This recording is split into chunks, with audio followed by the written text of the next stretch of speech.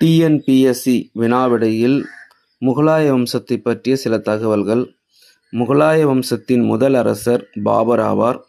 இவர் 1483ஆம் ஆண்டு காபூலில் பிறந்தார். இவர் 1526ஆம் ஆண்டு டெல்லி சுல்தான் வம்சத்தின் கடைசி அரசரான இப்ராஹிம் லோடியை பானிபட் போர்க்களத்தில் வெற்றி பெற்றார். அது மட்டுமல்லாமல் இந்தியாவில் மாபெரும் முகலாய வம்சத்தை நிறுவினார்.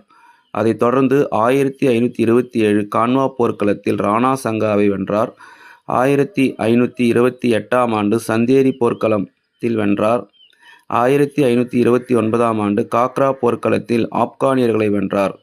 பிறகு 1530ஆம் ஆண்டு இவர் மறைந்தார். இந்தியாவில் முதலில் பீரங்கியை பயன்படுத்தியவர் பாபர் ஆவார். அது மட்டுமல்லாமல் மாபெரும் முகலாய வம்சத்தை இந்தியாவில் நிறுவியவரும் பாபர் ஆவார். பாபரால் தொடர்ந்த முகலாய வம்சம் தொடர்ந்து மிகப்பெரிய அளவில் வெற்றி பெற்று விளங்கியது.